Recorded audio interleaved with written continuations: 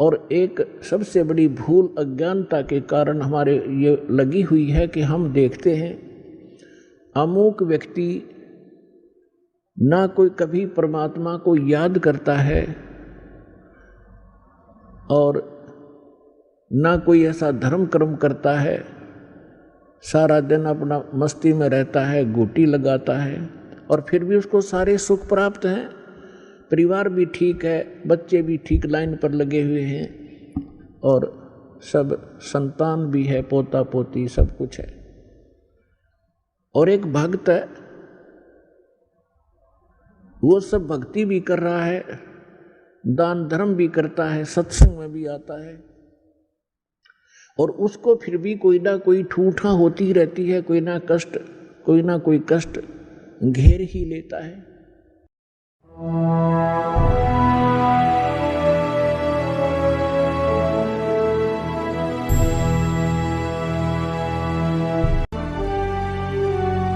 जीव हमारी जाति है, मानव धर्म हमारा, हिंदू मुस्लिम सिख ईसाई धर्म नहीं कोई न्यारा।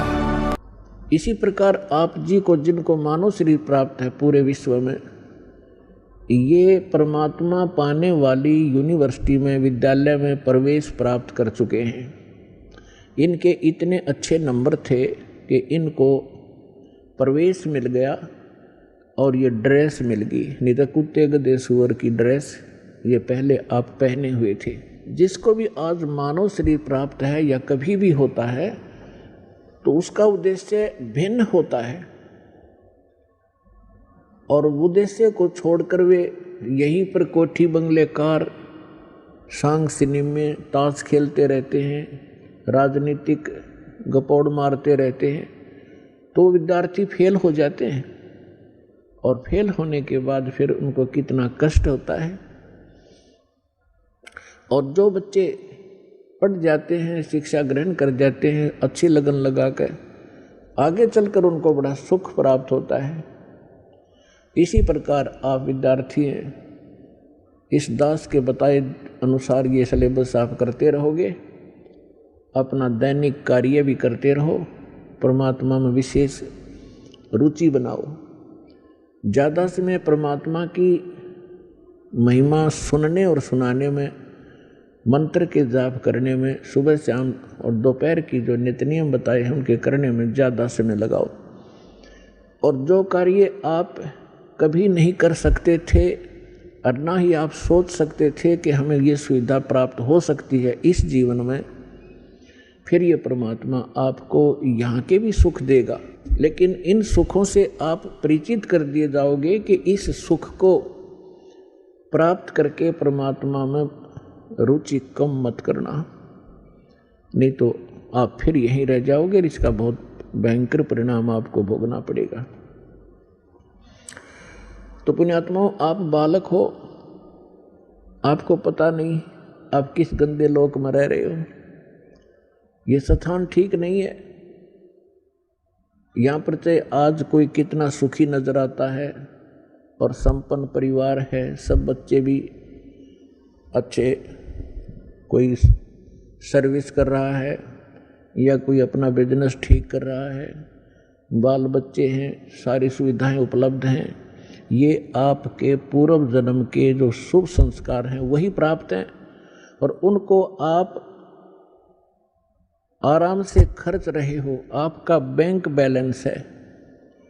जब तक आप किसी भी व्यक्ति का बैंक बैलेंस है, यानी पूर्व का संचित धन उसके पास उपलब्ध है, और उसको वो किसी प्रकार खर्चो खराब करो, कहीं प्रयोग करो, जब तक वो पूंजी रहेगी तो ऐसा लगेगा जैसे ये कुछ भी काम नहीं करता, फिर भी सारी मौज मार रहा है।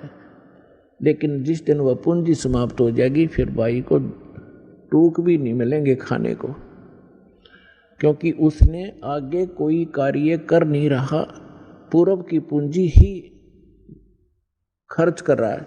तो जो सत साधना नहीं करते और जो साधना करते हैं, शास्त्र विधि त्याग कर मनमाना आचरण करते हैं, वो दोनों ही अपना जीवन नाश कर रहे हैं। और एक सबसे बड़ी भूल अज्ञानता के कारण हमारे ये लगी हुई है कि हम देखते हैं अमुक व्यक्ति ना कोई कभी परमात्मा को याद करता है और ना कोई ऐसा धर्म कर्म करता है, सारा दिन अपना मस्ती में रहता है, गोटी लगाता है, और फिर भी उसको सारे सुख प्राप्त हैं, परिवार भी ठीक है, बच्चे भी ठीक लाइन पर लगे हुए हैं और सब संतान भी है, पोता पोती सब कुछ है। और एक भक्त है, वो सब भक्ति भी कर रहा है, दान धर्म भी करता है, सत्संग में भी आता है, और उसको फिर भी कोई ना कोई ठूठा होती रहती है, कोई ना कोई कष्ट घेर ही लेता है। अब बगैर ज्ञान के, बिना ज्ञान के प्राणी यहाँ मार खा जाता है। वो ये सोच बैठता है क्या फायदा इस भक्ति का, ये व्यक्ति सामने वाला कभी राम नाम लेता नहीं, कोई धर्म नाम की चीज ये जानता नहीं, इसको सारी सुख प्राप्त है और हम सब कुछ कर रहे हैं, फिर भी कोई ना कोई दुख आ ही रहा है।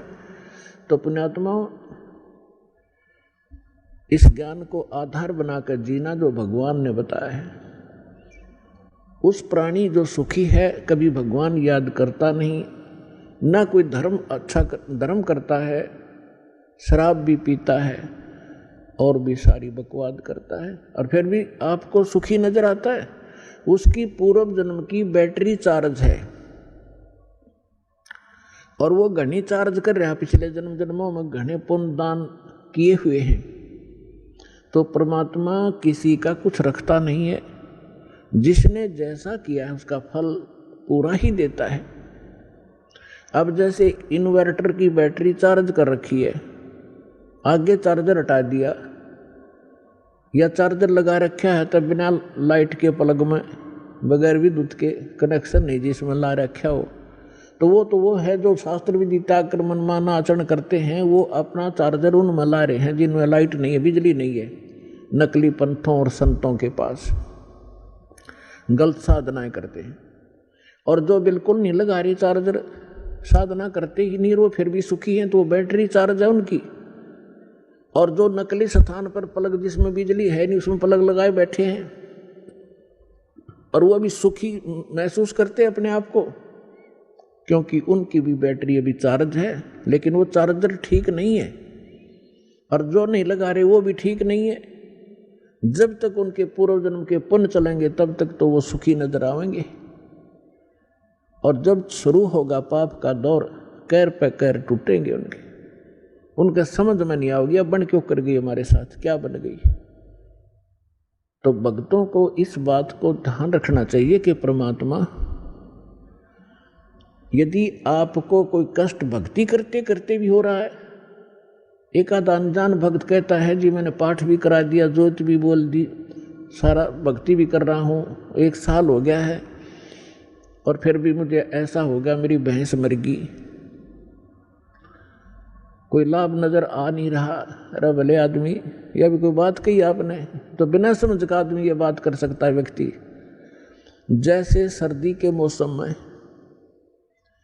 आपको सलाह दी गई अपने माता पिता के द्वारा, बेटा स्वेटर पहन लो, जराब पहन लो, जूते पहन लो, और सर्दी ज़्यादा है। अब जराब भी पहन रखी है, जूते भी पहन रखे हैं, कमीज मोटा पहन रखे और स्वेटर भी पहन रखी है, और फिर भी सर्दी महसूस हो रही है। तो क्या वो बच्चा ये कहेगा कि मैंने सारा कुछ पहन रखा फिर भी सर्दी लग रही है, इन्होंने क्या बचाव किया मेरा। अपने आत्माओं,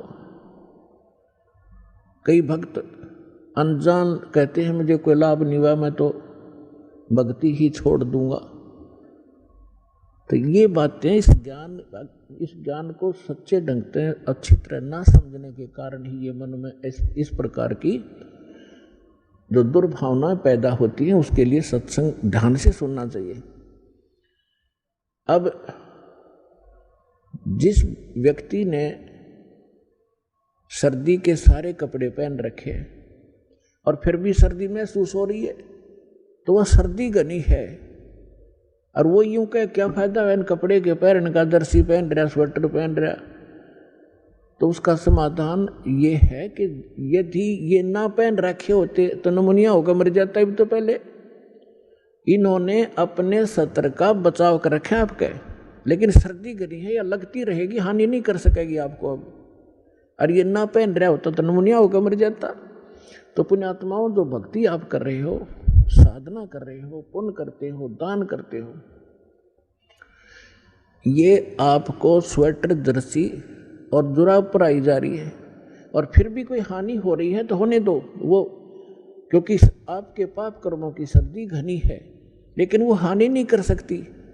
थोड़ी बहुत आपको आभास अवश्य होगा, जैसे हाथ ठंडे हो गए, कान्ना का ठंडी ठंडी हवा लग रही है, लेकिन हानि नहीं कर सकता आपको, क्योंकि आपने बहुत बचाव के कपड़े डाल रखे। इस बात को ध्यान रखना। और दूसरी बात यह है कि कबीर परमेश्वर जी कहते हैं हमारा दिल डांटने के लिए, दिल डांटने का मतलब इस मार्ग पर स्थिर रखने के लिए और यथार्थ ज्ञान बताते हैं। कबीर सुख के माथे पत्थर पड़ो, जो नाम हृदय से जावे, बलिहारी उस दुख के जो पल पल नाम रटावे। अब परमात्मा कहते हैं इसे सुख के आग लगे भाड़ में जावे, जिस तो भगवान की भूल पड़े, आपका नाम याद ना आवे परमात्मा, ऐसा सुख मत देना। और बलिहारी व दुख के जो पल पल नाम रटावे। पुण्यात्माओं देखो, हमें अभी तक ज्ञान तो कह भी नहीं था अध्यात्म मार्ग का। वैसे अपनी परंपरागत साधनाएं पुण्यात्मा किया ही करते हैं, वो डट नहीं सकते, रुक नहीं सकते, उनकी आत्मा में इतनी तड़फ होती है। अब परमात्मा हमें थोड़ा बहुत कष्ट अवश्य रखेगा। यदि आपको सर्व सुख यहाँ प्राप्त होगे तो आप वही हो जो सर्व सुख को सतलोक में ठोकर मार के आगे। और फिर कुछ दिन में यहाँ भी भूल पड़ जाएगी, सारे ठाठ हैं, कोई दिक्कत नहीं आई, और वो जो लगन लगाना चाहते हैं सतलोक में की कसक बनाना चाहते हैं, वह भूल पड़ जाएगी। तो आपको थोड़ी बहुत जो तकलीफ हो रही है उसके दो कारण समझना। एक तो ये समझना कि हे परमात्मा, आपकी शरण में और आपकी भक्ति करते करते और ये दान धर्म करते करते भी मुझे कष्ट हो रहा है, आपकी शरण में ना होता तो ना जाने के बिजली गिर जाती मेरे घर के ऊपर, मेरे शरीर के ऊपर। और ये सत की सत मानना। कुछ भक्त क्या होते हैं जो 1-2 वर्ष साधना कर लेते हैं, 5-6 महीने नाम ले लिया, 5-4 महीने फिर छोड़ छाड़ गए। गलती तो उनकी अपनी होती है, क्योंकि मर्यादाहीन हो जाने से परमात्मा की पावर जाना बंद हो जाती है। जैसे आपने कनेक्शन ले लिया बिजली का और किसी भी कारण से आपका कनेक्शन कट गया तो पावर आपके घर पे है ही नहीं, और फिर आप यो को कोई लाभ नहीं हो रहा। लाभ कैसे होगा जब कनेक्शन कट गया? कैसे मोटर चलेगी, कैसे चक्की आटा पीसेगी और कैसे बल्ब जलेंगे आपके? तो उसके लिए है कि कनेक्शन पुनः सुचारू करवावे।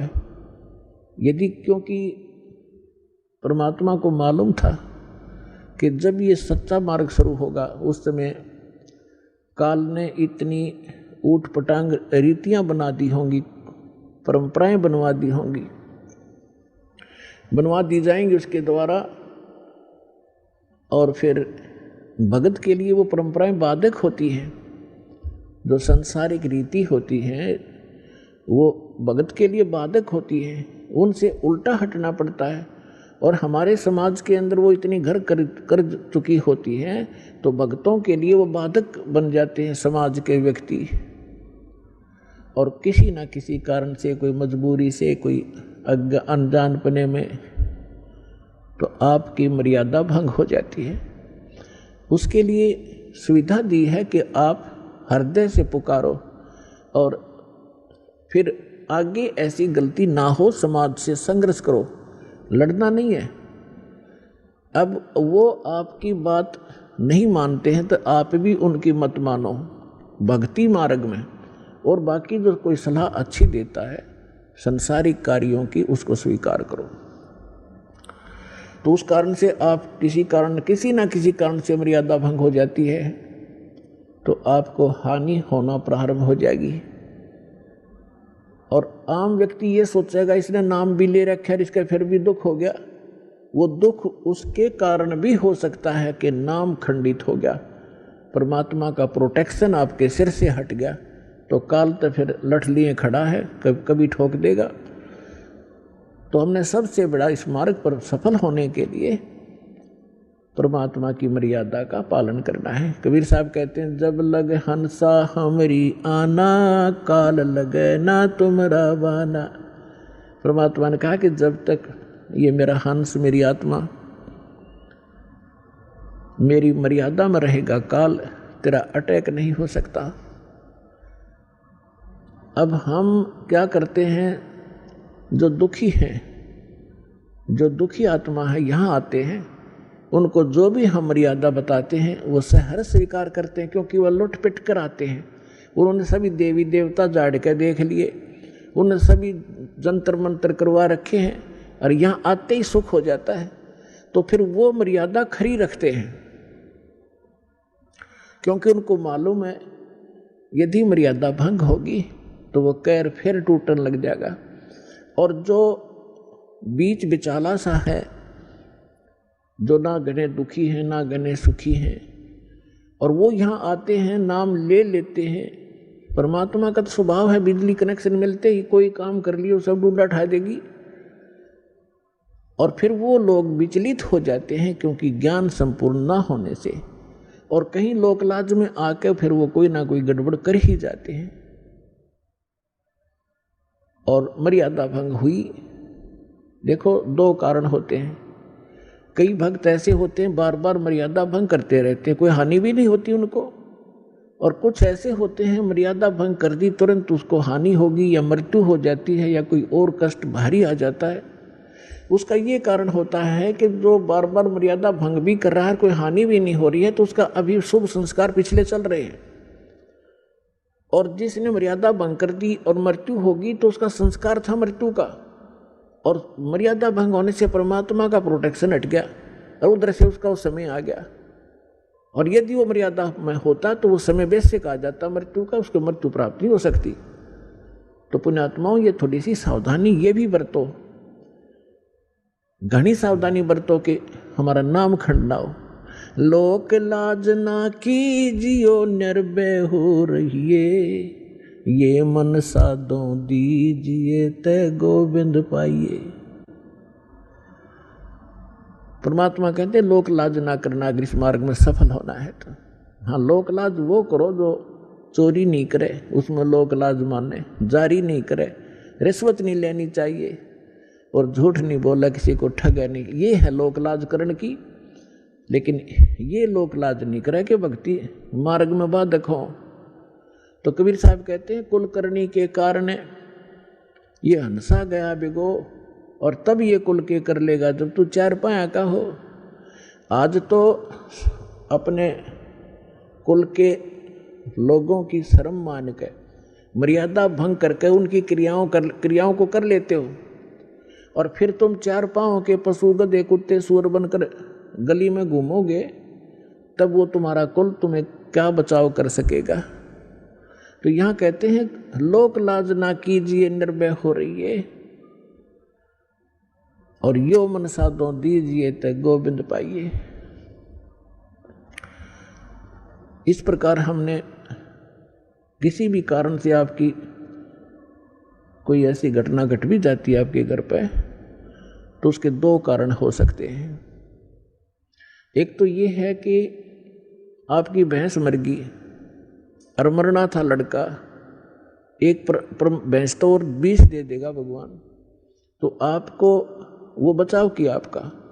फिर दूसरा ये होता है कि जैसे कई भक्त होते हैं दुखी होकर आते हैं, कुछ एक को तो आप देख रहे हो, जैसा बहुत अनुभव सुनते हो भक्तों की अपनी आत्म कथा, कई तो ऐसे होते हैं आते ही नाम लेते हैं और तुरंत ठीक हो जाते हैं अधिकतर, और कुछ एक ऐसे होते हैं नाम ले भी लेते हैं, 2 4 10 बार चक्कर भी लगा लिए, राहत नहीं, जो वो सोचकर आते हैं कि हमें ये होना चाहिए और वो नहीं हो रहा, तो वो ये सोच बैठते हैं कि मुझे तो कोई लाभ नहीं हो रहा। तो उसके कारण आपको बता दिया, बहुत से ऐसे हैं कि जैसे या तो मर्यादा भंग आपकी।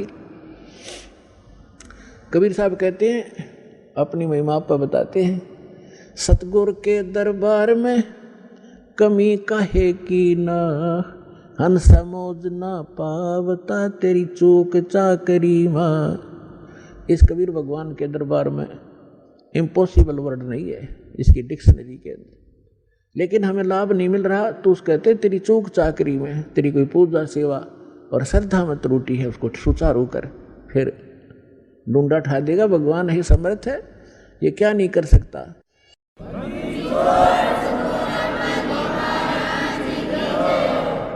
एक झोपड़ी में रहने वाला एक जुलाहा, जो संसार उसको जुलाहा मानने थी जाने थे, अब तक 10 पार खू हो गया, हमें पता लग गया तो लाल थे, भगवान थे, और जिसके द्वार पर 18 लाख व्यक्ति आ गए, जिसके सुबह का आटा घर में ना हो और उसके घर पर 18 लाख मेहमान आ जाए, चिट्ठी बाई इनविटेशन, और सबको फिर 3 दिन तक वो मोहन भोजन खिला रहे हैं, सब हलवा पूरी खीर खांड, और सूखा सीधा को ले जाता, ले जाओ खा लियो अपने घर पर जाके, और एक असर भी 1 दोहर दे रहे हैं। तो पुण्यात्माओं, वही समर्थ आज आपके साथ है, तो वो क्या नहीं कर सकता आपके लिए। तो परमात्मा कहते हैं सतगुरु के दरबार में, यानी जो परमात्मा के दरबार में, अब सतगुरु जो होता है वो परमात्मा ही होता है, या फिर परमात्मा अपना विशेष कृपा पात्र ही भेजा करते हैं। तो वो कृपा पात्र जो परमात्मा का दास होता है, परमात्मा की सभी पावरों से युक्त होता है, उसको परमात्मा अपनी शक्ति देकर भेजता है। जैसे प्रधानमंत्री का कोई प्रतिनिधि इशार में आ जाता है, तो उसको वो अपनी बहुत सी पावर देकर भेज देता है, और हरियाणा स्टेट के लिए वो पर्याप्त होता है, जो उसको उसकी रिक्वायरमेंट होती है वो पूरी कर देता है 1 मिनट में। तो इसी प्रकार जैसे प्रसंग चल रहा है कि कुछ भक्त आप देखते हो आशीर्वाद लेते ही और सब दुख दूर हो जाते हैं, शारीरिक कष्ट, प्रथम तो शारीरिक कष्ट ही दुख मानते हैं, और फिर घर में सुविधाएं प्राप्त हो जाती हैं। अब दूसरे को ऐसा नहीं हो रहा है, तो ये सोचना चाहिए कि जैसे डॉक्टर के पास सैकड़ों मरीज जाते हैं रोगी, और एक रोगी को तो 4 टैबलेट देता है और अगले दिन बताता है जी मैं स्वस्थ हो गया, और एक का इंजेक्शन भी लाता है, ग्लूकोज भी चढ़ा देता है, एडमिट भी करना पड़ जाता है, और फिर 1-2 महीने तक उसको टैबलेट दी जाती है, तो स्वस्थ करके छोड़ेगा डॉक्टर, क्योंकि उसको पता है ये रोग भयंकर है, ये 4 गोलियों से ठीक होने का नहीं है। तो पुण्यात्माओं, आप जी ने ये ध्यान रखना चाहिए। एक तो इसमें ज्ञान परमात्मा ने इसलिए आधार बनाया है, क्योंकि जब परमेश्वर कबीर जी 600 वर्ष पहले आए थे, सन 1398 से सन 1518 तक जब परमात्मा यहाँ आए थे, तो उन्होंने अपनी वो सारी लीला करके दिखाई थी जो भगवान किया करते हैं। तो जो प्रसंग चल रहा है हम उसी पर आते हैं कि जैसे कोई एक्सीडेंट हो गया किसी व्यक्ति का, और वो हॉस्पिटल में जाता है, और उसके शरीर से ब्लड निकल रहा है, बह रहा है, उधर से उसकी टांग फ्रैक्चर होगी है दूसरी, और उसमें पीड़ा घनी हो रही है। अब वो डॉक्टर को वो चिल्लाता हुआ तो जा ही रहा है, डॉक्टर ने देखना है कि पहले इसकी टांग का दर्द ठीक करना है या ब्लड रोकना है। वो ब्लड को रोकेगा कि ब्लड बह गया तो फिर यह टांग भी चली जाएगी। अब पहले वो ब्लड जो बह रहा है उसको रोकने की चेष्टा करेगा, टांग में बेसिक दर्द बना रहे, वो टांग जीवन नाशक नहीं हो सकता टांग का दर्द, इसलिए डॉक्टर पहले उसको रोकेगा जो जीवन नाशक है इसका, फिर धीरे धीरे उसका टांग का भी ट्रीटमेंट शुरू होगा। इसी प्रकार आप जो उद्देश्य लेकर आते हो और वो पूरा ना होता है तो परमात्मा ने हमारे को ये ज्ञान दिया। जब परमात्मा 600 वर्ष पहले आए थे, 120 वर्ष रह के गए थे, सन 1398 से सन 1518 तक 120 वर्ष, तो उस समय 64 लाख शिष्य हुए थे परमेश्वर के, एक धानक के, जुलाहे के, झोपड़ी में बैठे निर्धन व्यक्ति के। अगर उसको झोपड़ी में जाकर आदमी देखा तो नहीं सोचा ये संत कहाँ से थे, गरीब मजदूर व्यक्ति है।